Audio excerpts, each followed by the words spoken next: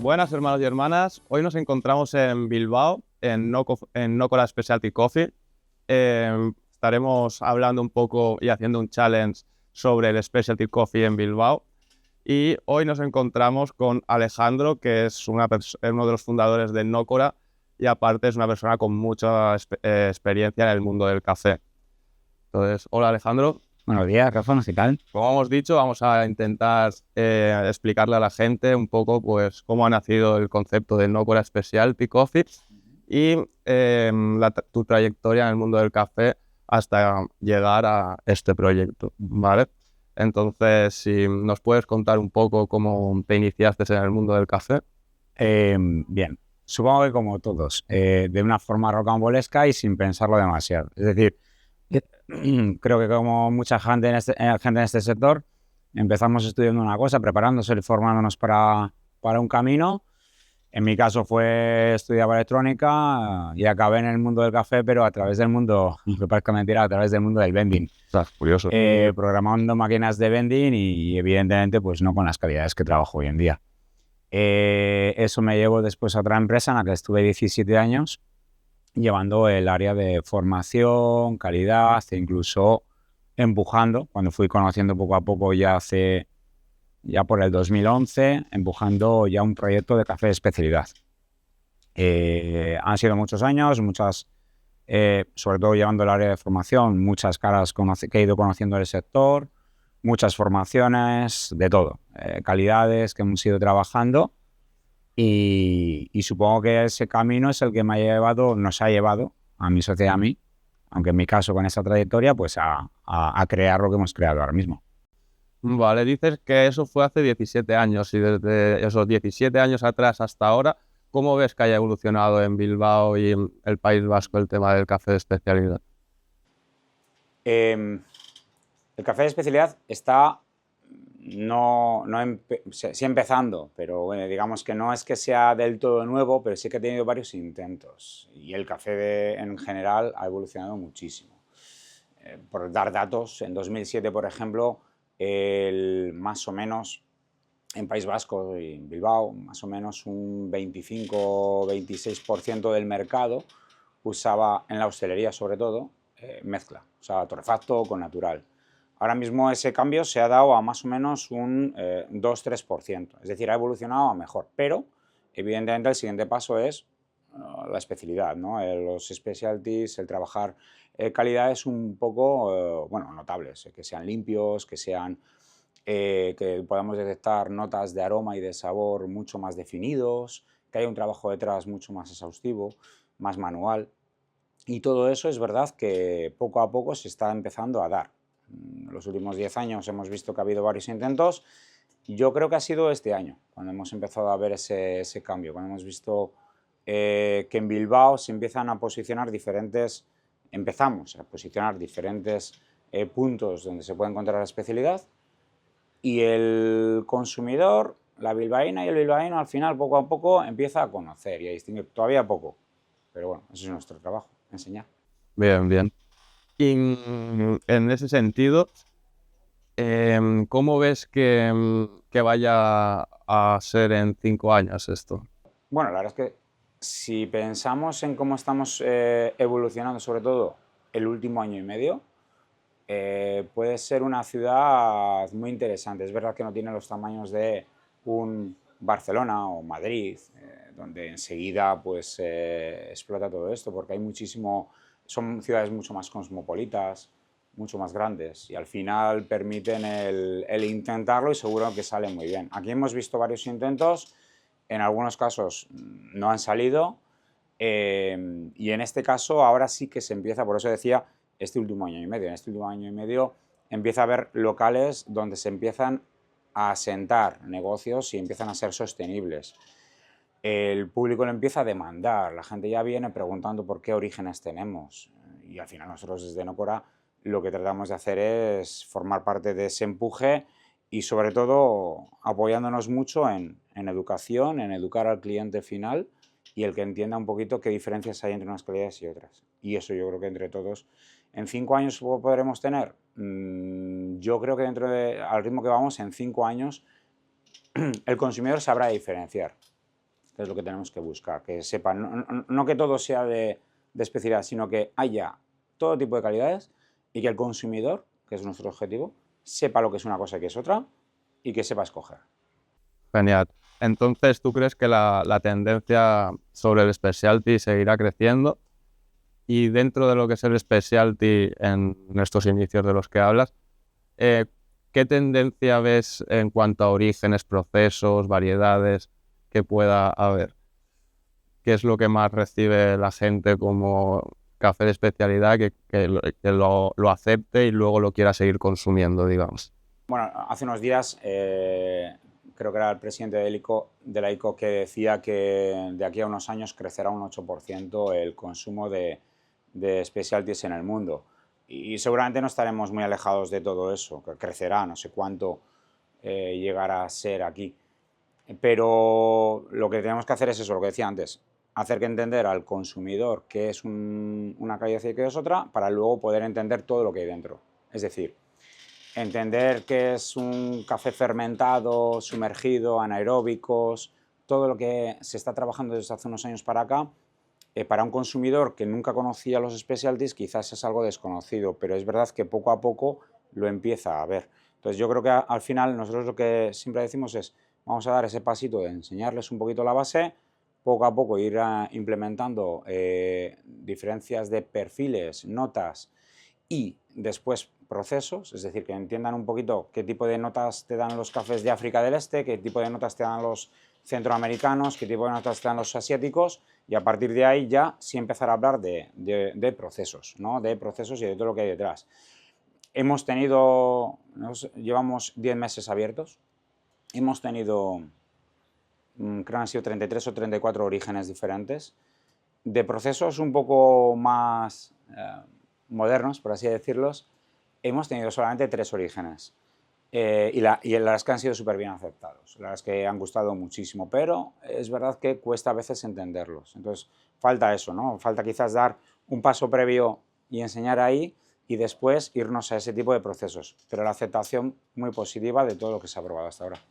Entonces, haciendo una disgregación de todo lo que hemos hablado para entender un poco la tendencia dentro de lo que es origen, que sería lo primero que pregunta el consumidor, luego ya podemos introducirle proceso, los perfiles dentro de cada proceso y demás. Dentro de todo esto, ¿qué es lo que está funcionando en Nócora, digamos? ¿Qué es lo que demanda el cliente? Ah, pues me he quedado con el Etiopía y hay mucha gente que se ha quedado con el Etiopía. O me he quedado con el Perú, mucho con el Perú.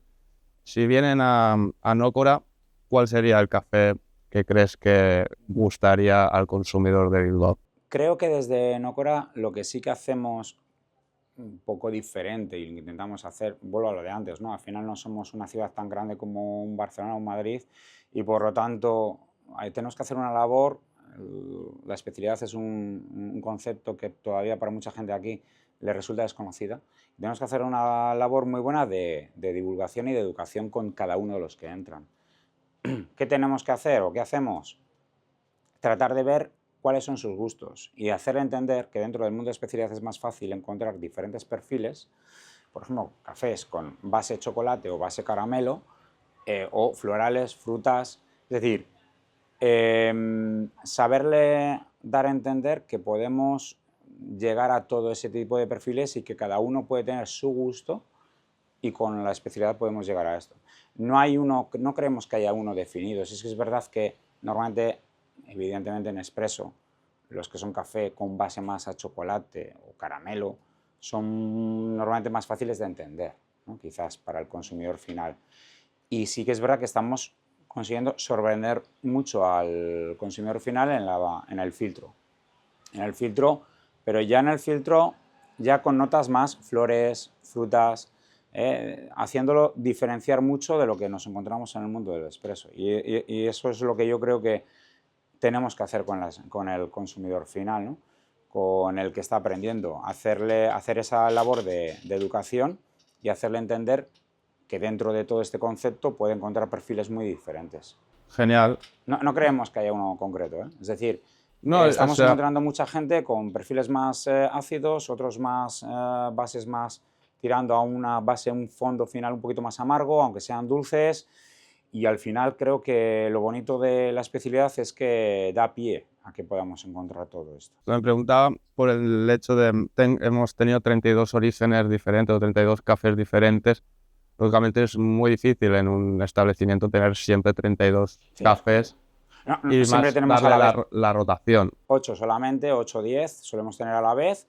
Eso, van rotando y la base, parte de nuestra filosofía es ir cambiando precisamente para conseguir educar. Vale. Es decir, que la gente entienda que el café de especialidad tiene que ser un producto de cosecha, de temporada, concreto, cada región tiene el suyo y que para tener un café fresco necesitamos que, bueno, pues no traer, pues por ejemplo, del sur de Minas, de Brasil, no me puedo traer todo el año café fresco porque la temporada es una y no me vale cualquiera. Bueno, pues ya lo saben, en Nócora es imposible salir sin encontrar su café perfecto. Vale, y dentro de todo este concepto y de lo que has contado, ¿podrías decir alguna persona que fuera la que te inspirara a sumergirte mucho más en el mundo del specialty? Bueno, en los últimos 20 años pues me he encontrado con muchísima gente que digamos que me ha ayudado a coger este camino digamos, de aficionarme o digamos de apostar por calidad y por encontrar orígenes cada vez más interesantes, ¿no? Yo recuerdo ya jubilado, de los primeros que fue José Rovira, bueno, pues un señor que muchos pues igual ni conocen porque ya se jubiló hace como 15 años, pero se tiró 40 años en una empresa que no era una empresa de especialidad, pero que le hubiera gustado pues trabajar, trabajaba en Holanda en un laboratorio, en una gran compañía, en una empresa pues eso, que se dedicaba más al café comercial, pero que me hablaba de todo lo que podíamos encontrar detrás de la especialidad.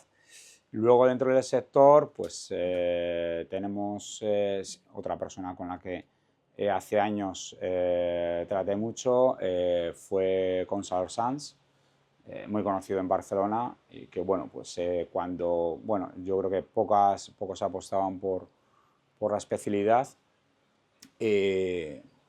digamos que me guió un poquito por dónde poder ir. Y algunos están en Mareterra sin ser gente quizás que fuesen mis profesores, un poco al revés, pero me enseñaron un poquito el camino que tenía que seguir, ¿no?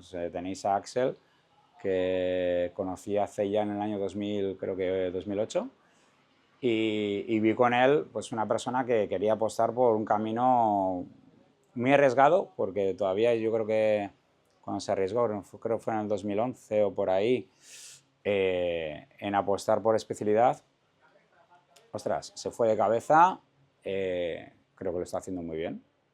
De hecho, para mí es una de las personas que más pueden aportar al sector y creo que hay que tener en cuenta, pues, cada uno con su perfil, todo lo que nos han ido aportando, ¿no? Sí, la verdad es que las tres personas que has nombrado, los perfiles son bastante diferentes, Sí. pero es eso, todos tienen mucho que hablar. Todos hay que coger.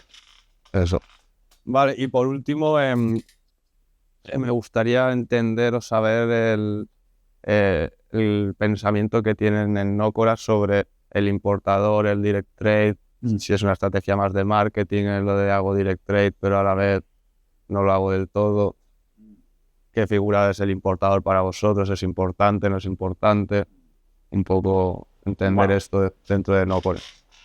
Si para Nócora es importante todo esto, si hay una empresa que creo dentro de alguna marca que le damos importancia, pues seguramente Nócora sea una de ellas. Es decir, Nócora viene de la unión, es una palabra inventada que nos hemos inventado mi socia y yo, Sara y yo, nos hemos inventado, que significa, viene del juego de dos palabras que es en euskera nondik y nora, que significan de dónde y hacia dónde. Y hablamos siempre de la trazabilidad, hablamos siempre, y nos gusta hablar mucho de la trazabilidad. Y en algunos casos podemos conocer al agricultor con el que estamos trabajando. Tenemos aquí orígenes que hemos trabajado con él. Pero es verdad que no siempre se puede dar, evidentemente esto es imposible, que podamos trabajar 33 orígenes el primer año, que conozcamos a las 33 fincas o cooperativas que están trabajando. Y por eso es muy importante la figura del trader, del importador, ¿no?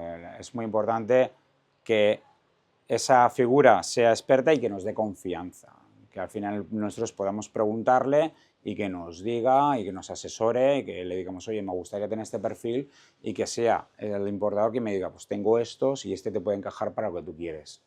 Lo voy a tostar de esta manera, entonces él que me diga, pues entonces este otro quizás te encaje mejor.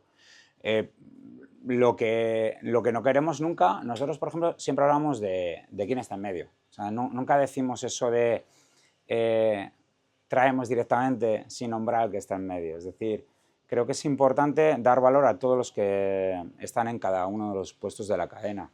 Tanto el agricultor, la cooperativa, el importador, el tostador, es decir, cada uno tenemos nuestro papel. Y cuando lo dejamos en manos del barista, ese también tiene una parte muy importante, pero no podemos olvidar a ninguno, el importador vital.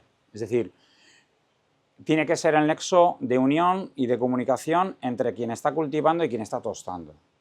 Si la comunicación no es buena, evidentemente lo que me va a llegar no va a ser lo que yo quería. Por eso es muy importante que esta figura se reconozca. Nosotros nunca decimos que compramos directamente. En algún caso, sí hemos comprado, pero luego después todo lo que hay detrás, que es mucho del trabajo que hacéis como importadores, es enorme. Es decir, mucha gente cuenta como que compro el café y lo traigo yo. Ostras, pues genial, porque hay un montón de burocracia que te está saltando y que seguramente te llevaría mucho trabajo, que vosotros lo hacéis, y que no voy a estar contando cosas que no sé ni hacer. Compra de verde es muy complicada. Vale, bueno, llegados a este punto, entonces igual es mejor que empieces a preguntarme tú un poco a mí sobre tus dudas que puedas tener frente al importador, en este caso Mareterra.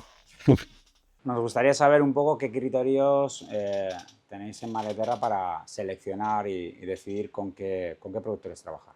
Ostras, una pregunta bastante difícil, más que nada porque no dejamos de ser dependientes de seres humanos y el ser humano es muy cambiante.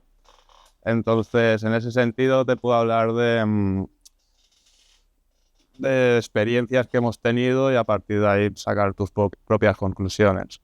Nosotros normalmente lo que nos gusta es ir a asociaciones en origen, que es normalmente de las que ya captan la gente más especializada en ese origen respecto al café, donde hay más conocimiento, comparten conocimiento y demás. Entonces ahí es donde solemos ir a proponer nuestros proyectos.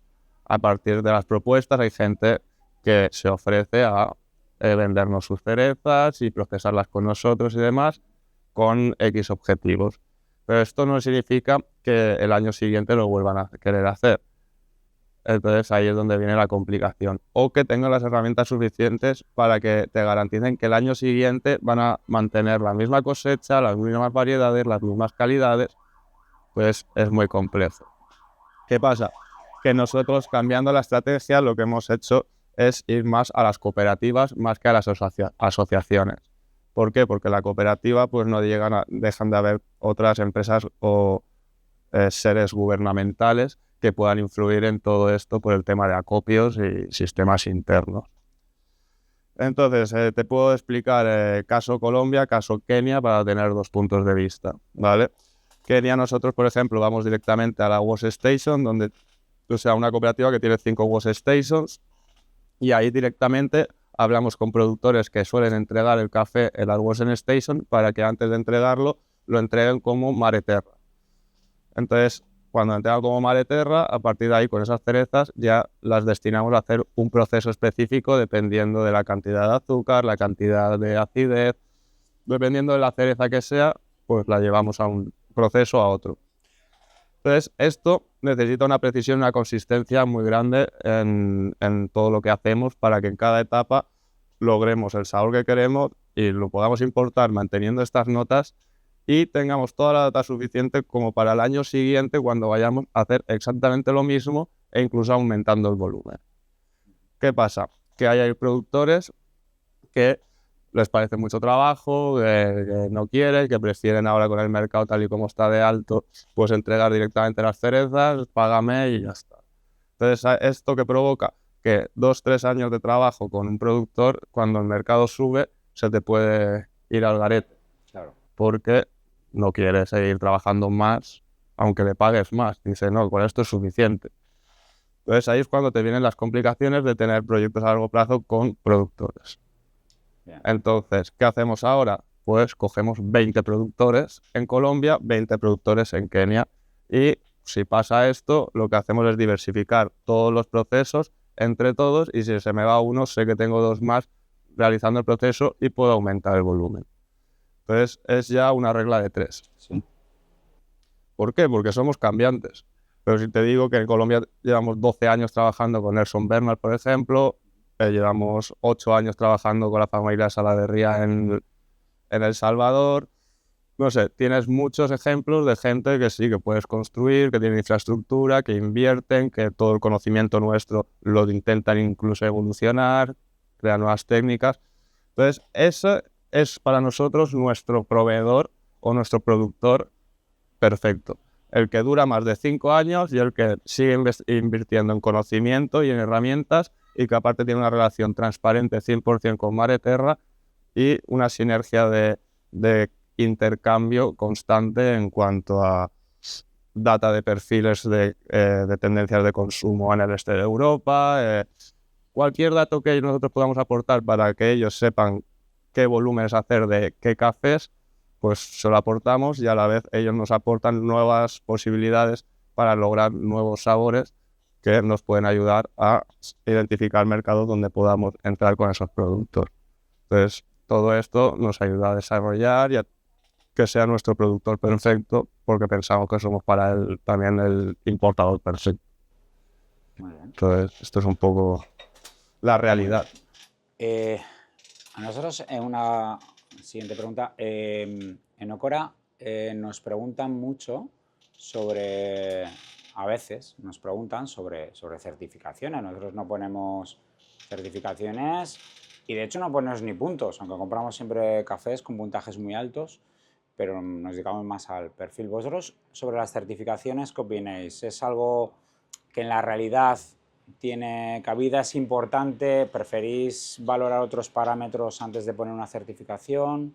Nosotros realmente, cuando hablamos de certificaciones, hablamos normalmente de organizaciones que dentro de lo que es su certificación ayudan a que tú tengas más conocimiento y puedas auditar algo para que sea mejor para ti.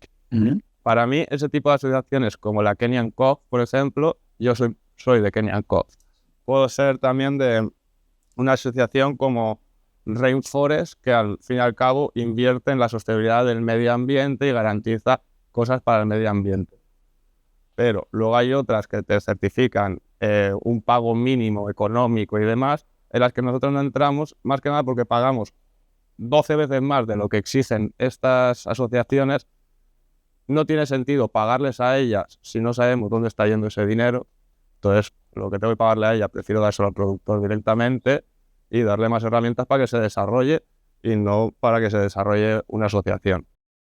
Entonces, solo sacamos certificaciones como la IFS que tenemos, IFS Broker. ¿Por qué? No porque nos interese tener IFS Broker en la empresa para ver si vendemos más café.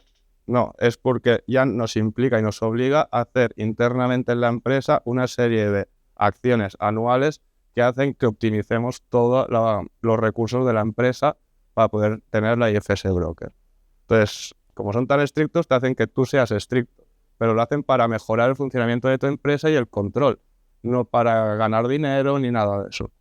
Entonces, en estas asociaciones son las que creemos, las que te ayudan a crecer como empresa, a tener más conocimiento, a poder aportarte algo que no sea mero económico. Entonces, en ese sentido, certificaciones, si me aportan algo y no tengo que pagar por algo que no tiene calidad, precio o sentido, no. Entonces, eso es como nos movemos. Decíamos antes, Nocora es una marca de Bilbao y está muy pensada para el consumidor de aquí, y sabemos cómo ha evolucionado y conocemos muy bien más o menos conocemos nuestro territorio. Vosotros tenéis un campo muy amplio. Es decir, y vosotros llegáis a todo el mundo ahora mismo. ¿Cómo veis la evolución del consumidor? ¿Entiende realmente en todas partes por igual? ¿Se mueve más por unas zonas o por otras diferentes, más rápido por unos países, más lentos por otros? ¿El perfil a nivel global veis que esté cambiando? O sea, la tendencia cambia porque la globalización está evolucionando cada vez más rápido. Entonces, antiguamente nosotros nos movemos organolépticamente por lo que nuestra genética se ha ido adaptando en el pasado. Entonces, si nosotros nos hemos quedado en un medio ambiente donde todo ha sido amargo, nuestro paladar y nuestro sentido organoléptico siempre identificará el amargo como algo que te gusta. Si siempre has tomado cosas dulces, lo mismo. Y todo esto se traslada a todos los alimentos, al café, al té, a cualquier cosa. Si eres del norte, pues te gustará una cosa diferente a los del sur. Más que nada que todo el environment es diferente. Pues con el café se detecta exactamente lo mismo. Los griegos pueden tomar un café específico porque culturalmente llevan 300 años tomándoselo así.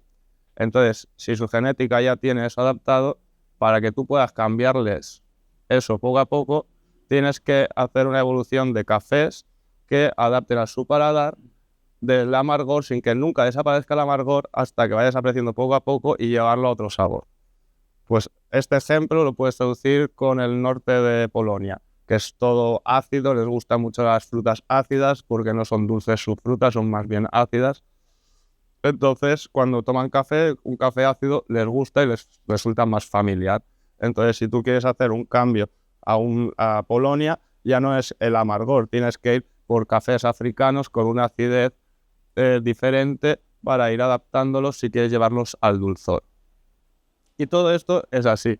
Entonces, no es como qué es el mejor café para el mejor público, no. O sea, es identificar quién tienes a tu alrededor, por qué tienen ese perfil organoléptico y a partir de ahí llevarlos tú donde quieras llevarlos en base o sea, con la carta de cafés que puedas tener.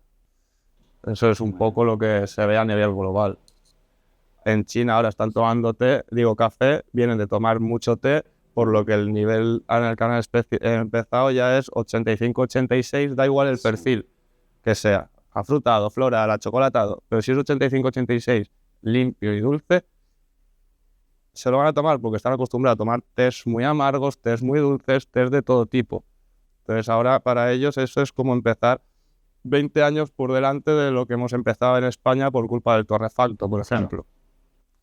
Entonces, si identificas todo lo que la cultura organoléptica, entiendes muy bien el qué café y dónde acabarán esa población tomando café.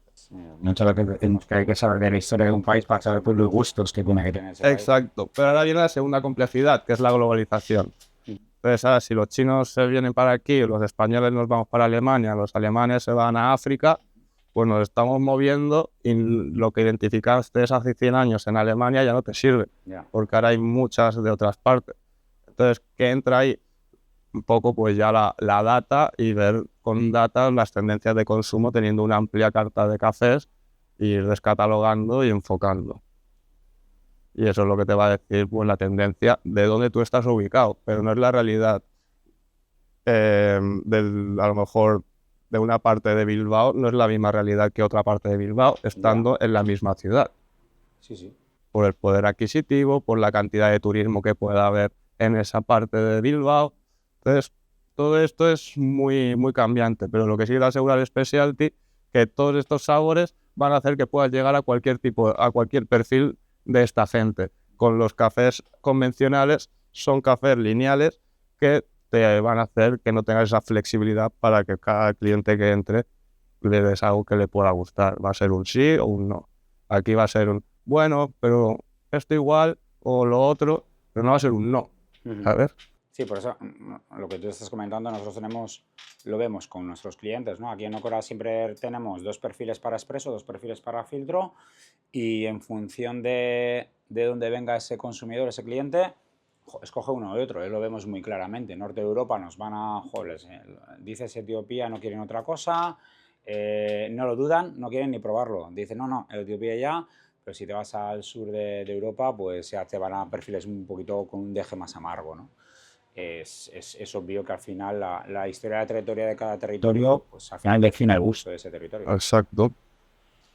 Es eso, yo tengo gente aquí en España que me ha dicho el mejor café que me he tomado fue en una plaza de Roma, era un ristretto así, estaba buenísimo y eran a lo mejor 0,5 mililitros de café, que la gran mayoría son partículas sobreextraídas, quemadas, y eso es amargor, eso es lo más desagradable que te puedes tomar en tu vida. Pero que te han dicho que estás en Italia, que es el mejor café, que tienes la mejor maquinaria y él, con su desconocimiento, viene a España y te dice eso, cuando a lo mejor cerró el ojo y todo al tomárselo. Sí, sí.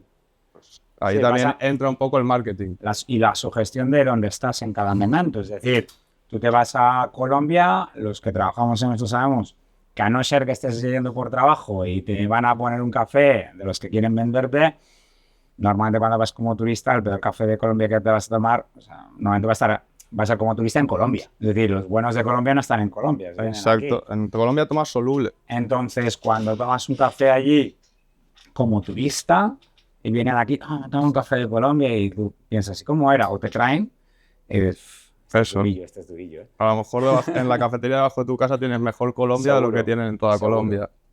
Pero la sugestión también influye. Exacto, por eso para los gustos, los colores. Bueno, pues ha sido un placer, Alejandro. Si no tienes nada más que contarnos.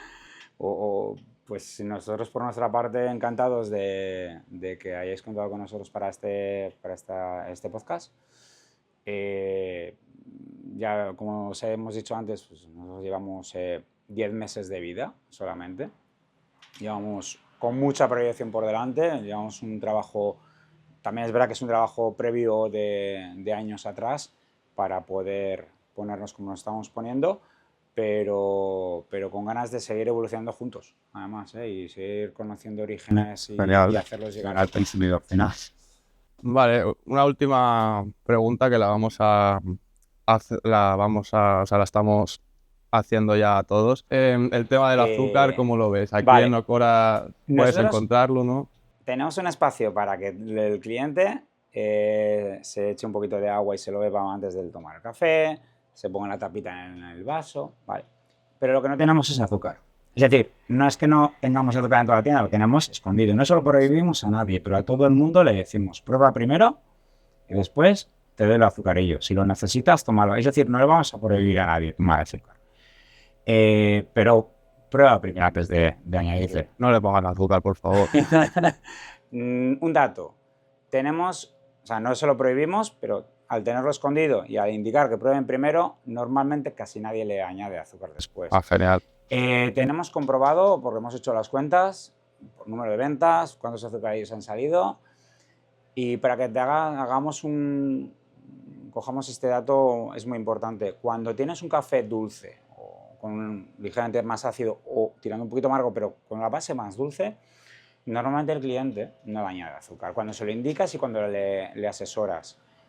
Nosotros este dato es muy interesante. Yo en la empresa anterior tenía el dato de cuánto azúcar salía también por kilos de café. Cuánto consumidor usaba azúcar. Normalmente el azúcar en cualquier cafetería te lo añaden directamente sin preguntar. Salía el 96% de los consumidores usa azúcar. Aquí es al revés. El 94,7% de nuestros consumidores no añade azúcar. Y de hecho los que añaden azúcar, los pocos que añaden azúcar suelen ser los que vienen con prisas, turistas, de paso por aquí, y no me dejo asesorar porque voy con prisa y sí o sí me insisten, le añaden y se van. Pero normalmente es muy difícil encontrar que le añadamos azúcar a nosotros. Pues muy orgullosos de ello, de que sigamos vendiendo café y no azúcar. Sí. Salud, vendemos sabor, aroma y salud. Genial. Pues nada, esto es todo. Seguiremos con la próxima ruta en Madrid. Un placer, Alejandro.